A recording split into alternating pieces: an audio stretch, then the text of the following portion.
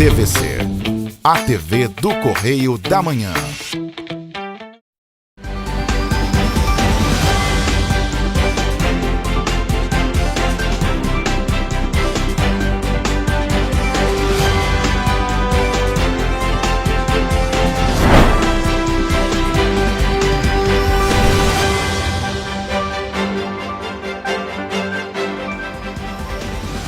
Olá, começamos mais um Correio Petropolitano na TV. Hoje é segunda-feira, 31 de outubro. O que você vai ver a seguir?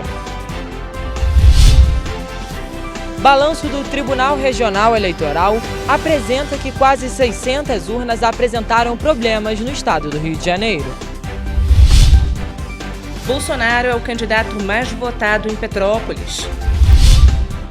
Defesa Civil de Petrópolis opera em estágio de atenção devido à previsão de chuva para o município. Manifestações marcam a segunda-feira em rodovias estaduais do Rio. Agora, o Correio Petropolitano na TV.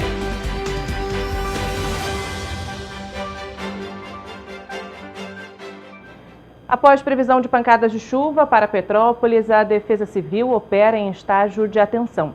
Além da chuva, rajadas de vento e descargas elétricas também estão previstas. O céu indica. Nesta segunda-feira, o município de Petrópolis entrou em estágio de atenção após a previsão de pancadas de chuva e rajadas de vento. Por volta das 4 horas da tarde, a região de Itaipava e Correias já apresentavam chuva moderada. Por conta da previsão, as sirenes foram acionadas no 1º e 3º distrito. A passagem de uma frente fria vai provocar o aumento da nebulosidade com previsão de pancadas de chuva forte em áreas isoladas para os períodos da tarde e noite desta segunda-feira. Durante a madrugada até a manhã de terça-feira, é previsto que a chuva continue de forma moderada. Os ventos devem variar de intensidade e a temperatura fica entre 19 e 29 graus. De acordo com o CEMADEM, o risco de alagamentos para a região do Sudeste é moderado, assim como o risco de deslizamentos. Em casos de ocorrência, a orientação é acionar o Corpo de Bombeiros por meio do telefone 193 e a Defesa Civil pelo telefone 199. De terça para quarta-feira, a previsão é de que a chuva continue, mas vá perdendo a força gradualmente. A Defesa Civil de Petrópolis permanece monitorando as condições do tempo e poderá emitir alertas a qualquer momento. Por isso, cadastre o seu CEP através de uma mensagem de texto para o número 40199 e acompanhe o portal da Prefeitura de Petrópolis para ter acesso às atualizações. De acordo com a Defesa Civil, ainda não é necessário o deslocamento para pontos de apoio. O órgão vai permanecer monitorando as condições meteorológicas para a cidade. Repetindo o favoritismo do primeiro turno na cidade imperial, o candidato à reeleição, Jair Bolsonaro, foi o mais votado no segundo turno. O atual presidente obteve 62,25% dos votos válidos contra 37,75% do Lula. A maior parte dos votos na cidade imperial durante o segundo turno das eleições foram para o atual presidente Jair Bolsonaro. A cidade ainda teve 1,57% dos votos em branco e 3,26% de votos nulos. A abstenção ficou em 23,36% ou 54.762 em números absolutos. Foram 187.008 comparecimentos às sessões eleitorais. A cidade confirma novamente o antipetismo, apesar de um crescimento do partido do presidente eleito, Luiz Inácio Lula da Silva. Em 2018, Bolsonaro obteve 74,20% dos votos válidos dos petropolitanos. Já o então candidato à presidência, Fernando Haddad, fechou com apenas 25,80%. Na cidade, o presidente eleito recebeu o apoio do prefeito Rubens Bom Tempo, que é do mesmo partido que o vice da chapa, Geraldo Alckmin. No entanto, o apoio ao governador Cláudio Castro, que é do mesmo partido que Jair Bolsonaro, teve mais força. Castro já foi reeleito no primeiro turno com 58,67% dos votos no estado do Rio. E na cidade, ele recebeu 67,36% dos votos válidos. Na cidade, o movimento durante o segundo turno das eleições foi mais tranquilo se comparado ao primeiro turno realizado no dia 2 de outubro. Poucos pontos de votação apresentaram filas. De acordo com o Tribunal Regional Eleitoral, 54 urnas foram substituídas na cidade, sendo 31 urnas na 29ª nona zona eleitoral, no centro, e 23 urnas na zona de número 65 em Itaipava. No primeiro turno, a cidade foi a quarta com mais urnas substituídas do estado do Rio de Janeiro, com 34 substituições. A substituição de urnas eletrônicas é um procedimento normal a cada eleição, e a Justiça Eleitoral já prepara previamente milhares de equipamentos reserva que podem ser colocados em operação de imediato. No domingo foi realizado o segundo turno das eleições 2022 e no balanço divulgado pelo TRE foram relatadas 22 prisões. Além disso, 591 urnas apresentaram defeito. Após a vitória de Luiz Inácio Lula da Silva, do Partido dos Trabalhadores, com 50,9% dos votos válidos, o Tribunal Regional Eleitoral do Estado do Rio de Janeiro divulgou um balanço final das eleições no estado. Das mais de 34 mil urnas espalhadas por todo o estado, 591 apresentaram defeito. Isto equivale a 1,7% das sessões eleitorais do estado do Rio de Janeiro. De acordo com o presidente do TRE do estado do Rio de Janeiro, Elton Leme, ocorreram 22 prisões durante o período eleitoral. No primeiro turno, a maioria das ocorrências eram relacionadas à boca de urna. Já no segundo turno, as ocorrências eram por tumulto e tentativa de impedir o voto. No Rio de Janeiro, a votação foi apenas para a decisão do presidente da República, já que o governador Cláudio Castro foi reeleito com 58,67% dos votos. Na tarde do último domingo, o governador esteve na zona oeste da cidade do Rio de Janeiro para votar. Será um Brasil eleitoralmente dividido, mas que aquele que ganha tem altivez para realmente fazer um Brasil só e entender que a vitória é um sentimento de que a população acreditou naquele para comandar e que ele tem que governar para todos. Hoje, diversas manifestações foram registradas nas rodovias do estado do Rio de Janeiro. Os movimentos começaram ainda na madrugada, após o resultado do segundo turno das eleições. A segunda-feira começou agitada no estado do Rio de Janeiro, em diversos pontos das BRs 116 e 101, nos municípios de Barra Mansa, Teresópolis, Angra dos Reis e Queimados. Ó, tá parando tudo já, hein? Resende, todo lado da van, ó, já tá parando tudo. Vambora! As interdições começaram em Barra Mansa na madrugada desta segunda-feira, com interdição total da via em ambos os sentidos, na altura do quilômetro 276 da BR-116. Às 10 horas da manhã, os congestionamentos ultrapassavam cerca de 20 quilômetros. Ainda na BR-116, na altura dos quilômetros 76, 197 e 276, populares também realizam manifestações. De acordo com a Polícia Rodoviária Federal, a Advocacia Geral da União foi acionada na tentativa de liberar as vias, visto que o artigo 253 do Código de Trânsito Brasileiro aponta para a infração gravíssima aos que utilizam os carros para realizar interdições nas rodovias sem autorização. As interdições nessas regiões são parciais. As manifestações são devido ao resultado das eleições, em que Luiz Inácio Lula da Silva foi eleito presidente da República com 50,9% dos votos válidos. Às 3h20 da tarde, a BR-116, na altura do quilômetro 264, foi liberada e a ocorrência finalizada pela equipe da PRF. As manifestações também permaneciam até as 5 horas da tarde na BR-101, nos quilômetros 50 em Itaperuna, 392 em Itaguaí e 486 em Angra dos Reis, com interdição parcial em ambos os sentidos. Outras ocorrências foram registradas na BR-040 em Petrópolis, no quilômetro 61, e na BR-465 em Seropédica, no quilômetro 14. De acordo com a PRF, nestes locais não há interferência no trânsito. De 1º a 21 de novembro será realizada a pré-matrícula para turmas de centros de educação infantil e ensino fundamental da rede municipal de Teresópolis para 2023. Os alunos já matriculados não precisarão fazer a confirmação de matrícula. Para os alunos de escolas privadas, estaduais e estudantes de outros municípios, a inscrição será feita exclusivamente pelo site educação.teresópolis.rj.gov.br. Sobre vagas em creches, a Prefeitura informou que a pré-matrícula será realizada de forma descentralizada na própria creche durante o mês de janeiro de 2023. Para isso, também será disponibilizado um link no site da Prefeitura. Mais informações podem ser obtidas pelo telefone 21 2641 4590. E você vai ver depois do intervalo. Princípio de incêndio é registrado em agência bancária de Petrópolis. 85% das pessoas obesas já sofreram gordofobia no Brasil. Nova equipe assume vigilância em saúde a partir de novembro em Nova Friburgo. Especialista dá dicas para evitar roubo de dados ao trocar de celular. Vacinação continua em Nova Friburgo. O Correio Petropolitano na TV volta em instantes.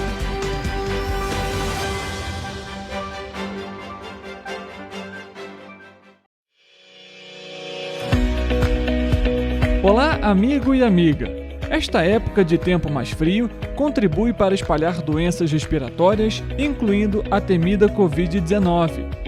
Você que não deixa de cuidar da sua saúde, confira sua caderneta de vacinação e não perca a oportunidade de atualizar o seu calendário de vacinas.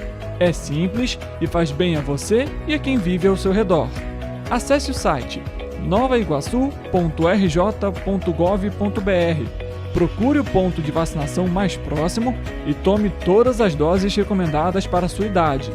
Não perca tempo, pegue a sua caderneta e coloque a sua vacina em dia. Aproveita e confere a caderneta de toda a família também, tá? Juntos vamos seguir vencendo a Covid-19. Não vacile, vacine. Prefeitura de Nova Iguaçu.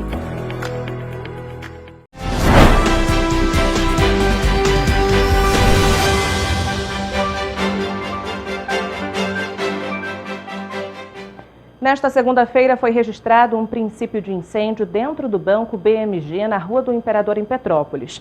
Apesar do susto, as chamas foram contidas rapidamente e por isso o Corpo de Bombeiros não precisou ser acionado. O princípio de incêndio foi registrado em uma agência de empréstimo na Rua do Imperador, na Galeria Peregrine, em Petrópolis, por volta de 3 horas da tarde desta segunda-feira. Os comerciantes e pedestres que passavam pelo local se assustaram com a cena. Segundo informações, uma caixa de papelão teria pegado fogo e as causas são desconhecidas. Os comerciantes conseguiram conter as chamas, por isso não houve a necessidade do Corpo de Bombeiros ser acionado. A gordofobia, discriminação que leva à exclusão social de milhares de pessoas, também é responsável por negar acessibilidade à pessoa gorda. Um levantamento da Associação Brasileira para o Estudo da Obesidade e da Síndrome Metabólica aponta ainda que 85% das pessoas obesas já sofreram algum tipo de preconceito. Confira na reportagem de Gabriel Pachola. Por todo o Brasil, aproximadamente 55,4% da população tem excesso de peso, revela a pesquisa realizada pela Associação Brasileira para o Estudo da Obesidade e da Síndrome Metabólica. A Organização Mundial de Saúde afirma que a estimativa é de que em 2025, mais de 2 bilhões de pessoas adultas ao redor do mundo estejam acima do peso. Apesar de boa parte da população brasileira ter uma gordurinha a mais no corpo, os preconceitos e aversões às pessoas que estão acima do peso têm ganhado notoriedade pelo país. Tratar mal, desmerecer ou fazer a pessoa acima do peso se sentir inferiorizada são só algumas das características da gordofobia. A partir do momento que você começa a diagnosticar, em que as pessoas começam a falar, não é porque aumentou, só estamos falando mais. E hoje já existe o dia, 10 de setembro, que é o dia da luta contra a gordofobia. Então, sempre existiu o corpo gordo? Sempre existiu o preconceito, a discriminação? Sim, sempre existiu. Só que agora a gente está falando mais, que isso é errado, que isso magoa, que isso fere, que isso humilha, que isso impede que a pessoa tenha acesso a condições melhores de trabalho, que isso, inclusive, demanda um processo judicial.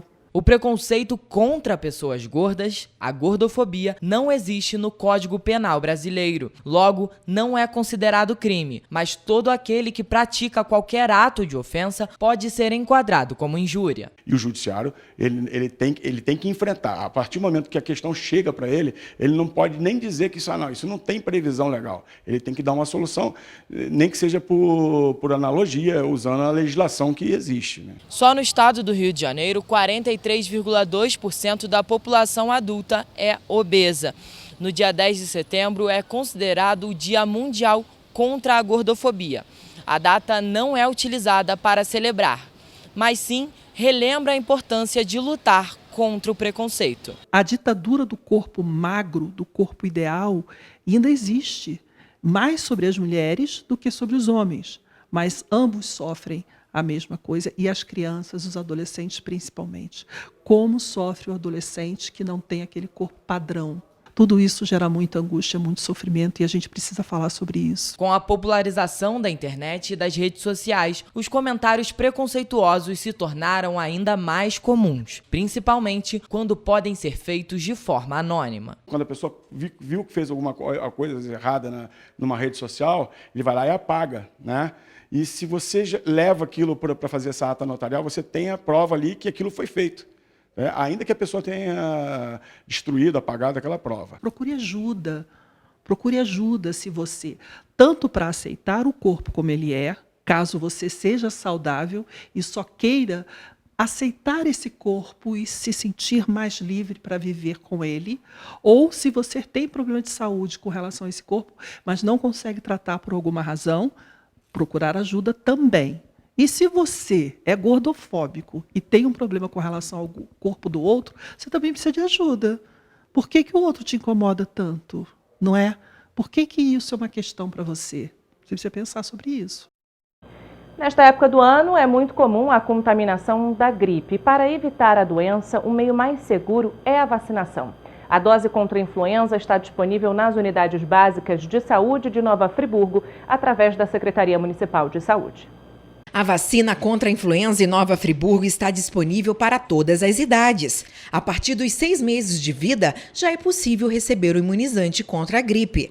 Vale ressaltar que todos os anos o imunizante é atualizado. Portanto, quem ainda não tomou a vacina em 2022 deve procurar um posto de saúde da cidade. A vacinação contra a Covid-19 também continua esta semana. A Secretaria Municipal de Saúde oferece o imunizante de segunda a sexta-feira nas unidades básicas de saúde do Suspiro, Olaria, Conselheiro Paulino, Cordoeira e São Geraldo.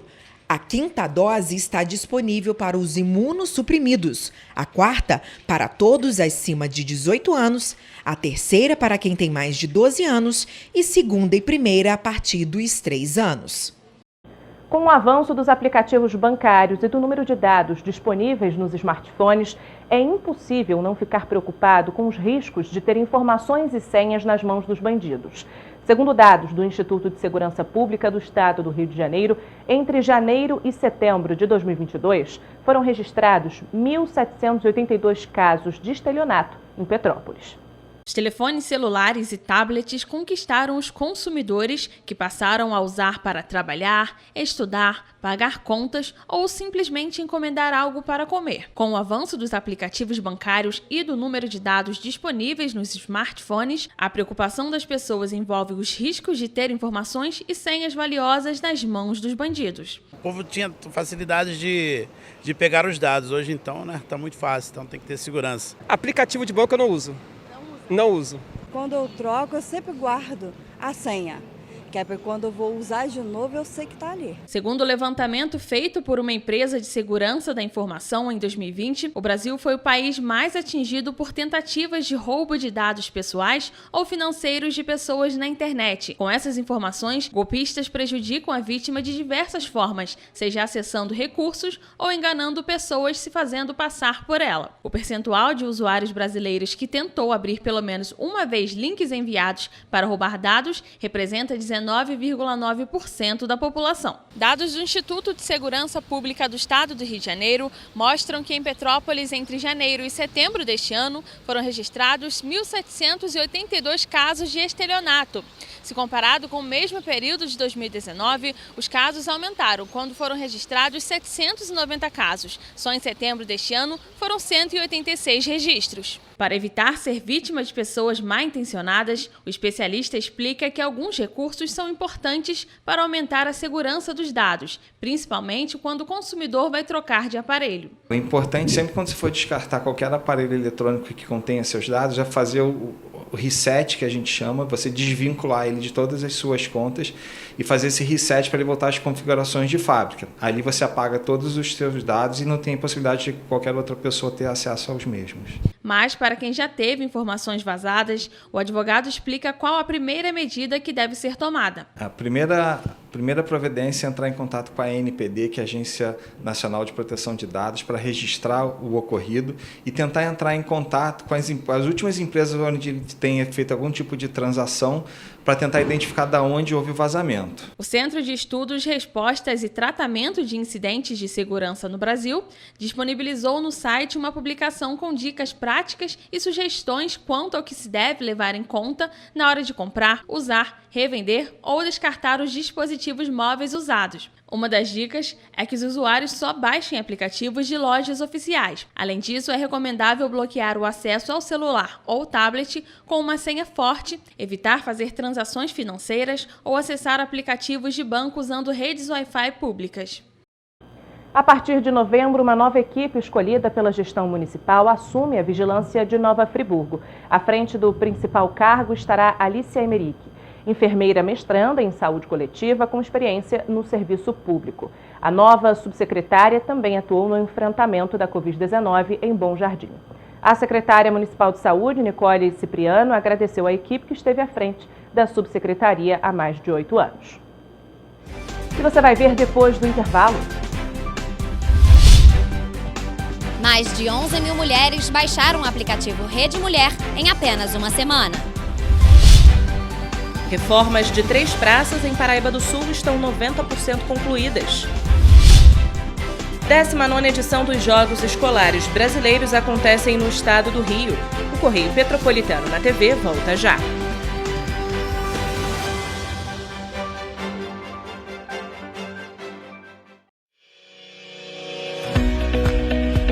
Olá, amigo e amiga! Esta época de tempo mais frio contribui para espalhar doenças respiratórias, incluindo a temida Covid-19. Você que não deixa de cuidar da sua saúde, confira sua caderneta de vacinação e não perca a oportunidade de atualizar o seu calendário de vacinas. É simples e faz bem a você e a quem vive ao seu redor. Acesse o site novaiguaçu.rj.gov.br. Procure o ponto de vacinação mais próximo e tome todas as doses recomendadas para a sua idade. Não perca tempo, pegue a sua caderneta e coloque a sua vacina em dia. Aproveita e confere a caderneta de toda a família também, tá? Juntos vamos seguir vencendo a Covid-19. Não vacile, vacine. Prefeitura de Nova Iguaçu.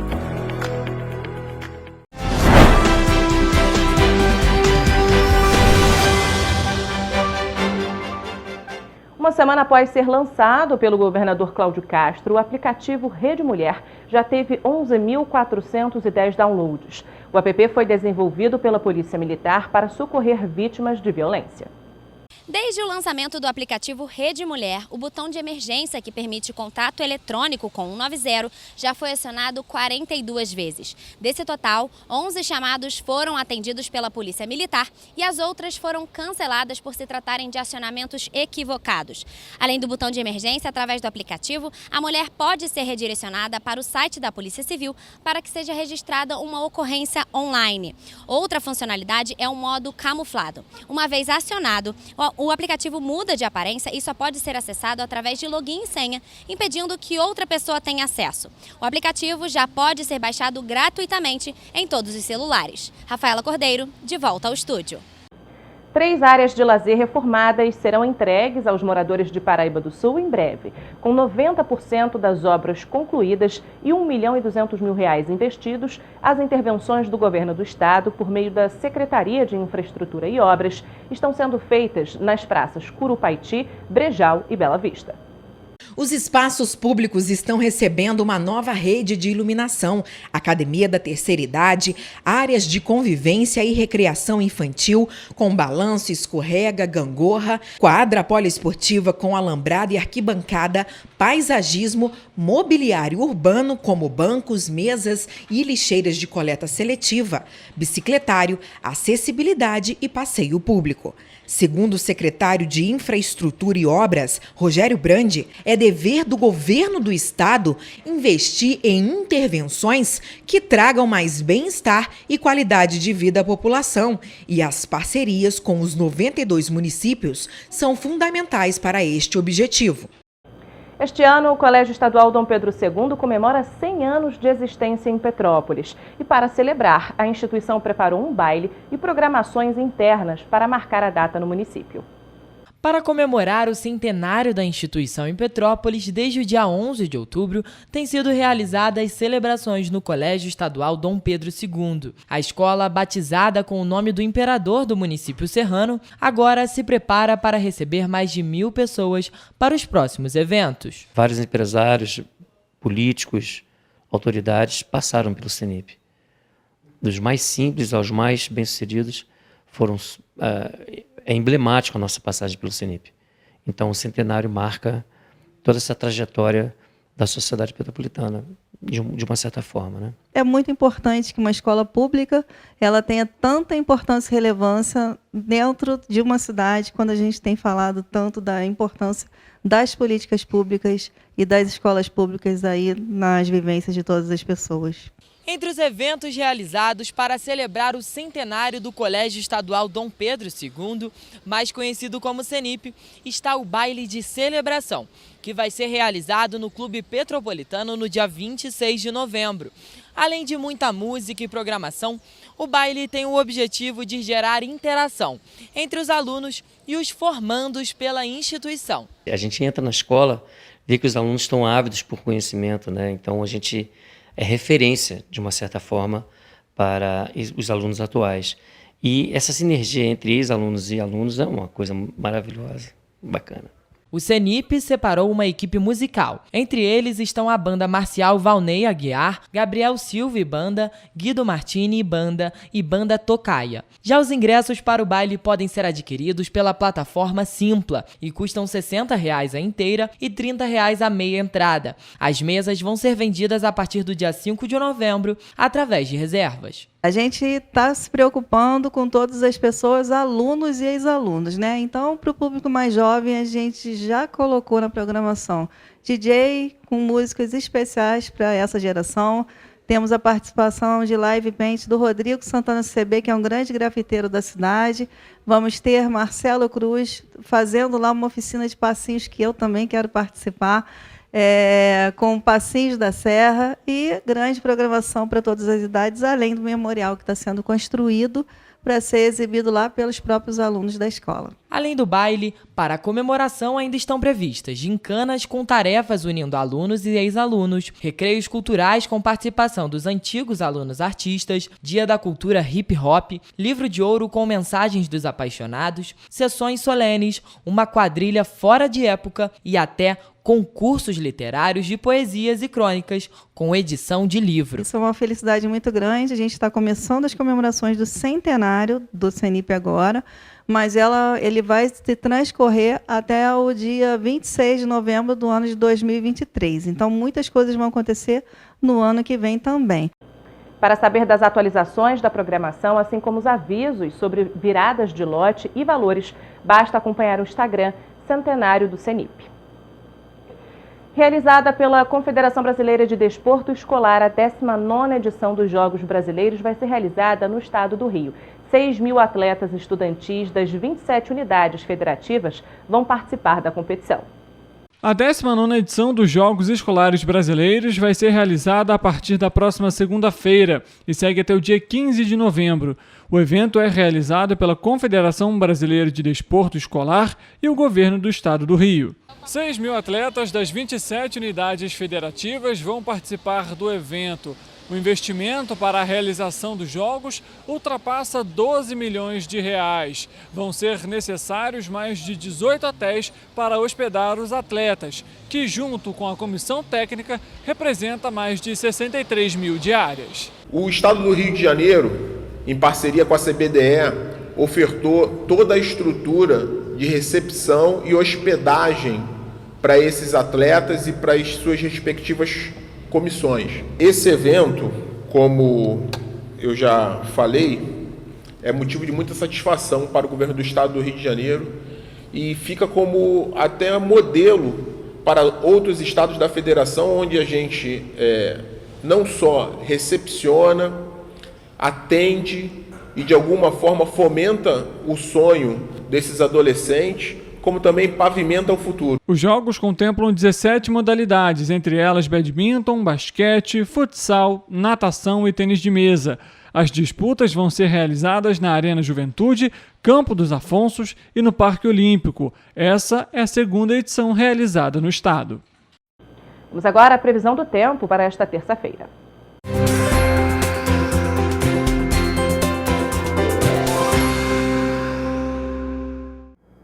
O Instituto Nacional de Meteorologia informou como será a previsão do tempo para esta terça-feira.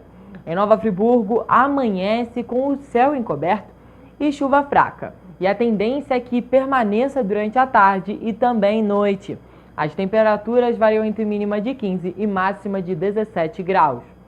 Em Teresópolis, o céu também ficará encoberto durante o dia e apresentará garoa. O município registrará declínio na temperatura, com mínima de 10 e máxima de 23 graus. Já em Petrópolis, a possibilidade de chuva moderada já começa pela manhã. No período da tarde, ela ganha intensidade com possibilidade de trovoadas. À noite, as pancadas de chuva serão em regiões isoladas. As temperaturas variam entre mínima de 11 e máxima de 23 graus. Em Paraíba do Sul, a terça-feira será chuvosa. Por volta das 10 horas da noite, a chuva deve ficar mais intensa. No termômetro, as temperaturas variam entre mínima de 16 e máxima de 23 graus. Em Pati do Alferes, o dia será de céu nublado e durante o período da tarde há a possibilidade de chuva. As temperaturas variam entre mínima de 11 e máxima de 24 graus. E em Três Rios, a previsão também é de chuva em todo o dia. O município registrará declínio na temperatura, com mínima de 17 e máxima de 24 graus. Os ventos nos municípios serão fracos a moderados. Em caso de emergência, a população deve entrar em contato com o Corpo de Bombeiros por meio do telefone 193 ou com a Defesa Civil no número 199.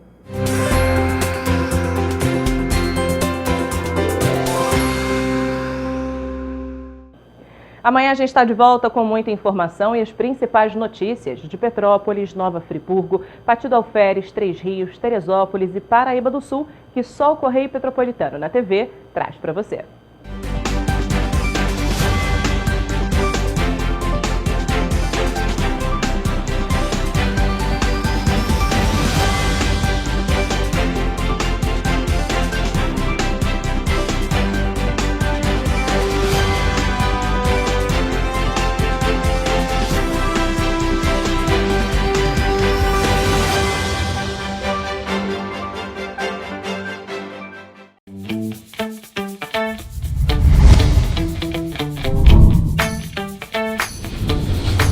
TVC, a TV do Correio da Manhã.